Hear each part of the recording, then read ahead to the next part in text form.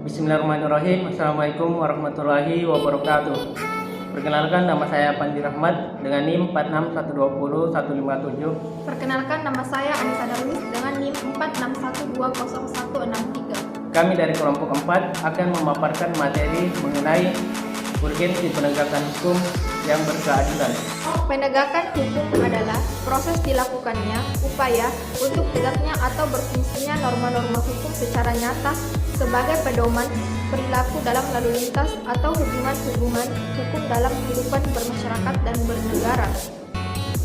Menurut Thomas Hobbes menyatakan, Homo homini lupus artinya manusia adalah serigala bagi manusia lainnya. Manusia memiliki keinginan dan nafsu yang berbeda-beda antara manusia yang satu dan yang lainnya. Nafsu yang dimiliki manusia ada yang baik dan ada yang tidak baik. Dan Cicero pernah menyatakan, ubi societas civilius artinya di mana ada masyarakat di sana ada hukum. Oleh sebab itu, jika dilihat dari pendapat Thomas Hobbes, maka diperlukanlah yang namanya hukum sesuai dengan pendapat Cicero. Upaya penegakan hukum di suatu negara sangat erat kaitannya dengan tujuan negara. Tujuan negara rakyat Indonesia dapat kita temukan pada pembukaan Undang-Undang Dasar 1945, yakni pada alinea keempat. Dari bunyi alinea keempat, pembukaan Undang-Undang Dasar Negara Republik Indonesia 1945 ini dapat diidentifikasi bahwa tujuan negara Republik Indonesia ia pun memiliki indikator yang sama sebagaimana yang dinyatakan Kranenburg, yakni 1. Melindungi segenap bangsa Indonesia dan seluruh tumpah darah Indonesia.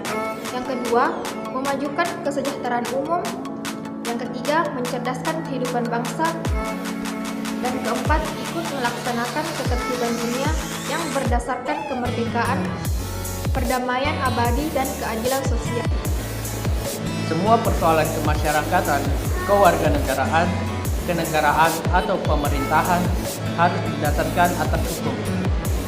Penegakan hukum di Indonesia, negara kita telah membentuk lembaga peradilan yang telah diatur dalam Undang-Undang 1945, yaitu MA atau Mahkamah Agung, MK atau Mahkamah Konstitusi, dan KY atau Komisi Yudisial. Selain itu, Undang-Undang Dasar 1945 juga mengatur lembaga-lembaga lain yang ada di dalamnya.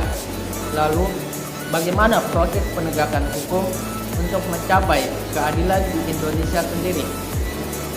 Dalam pandangan saya, proses penegakan hukum di Indonesia masih sangat lemah, terbukti dengan adanya hukum yang dibeli dengan uang atau proses suap, kemudian lembaga-lembaga yang melakukan korupsi, kemudian ketidaktransparan penegakan hukum.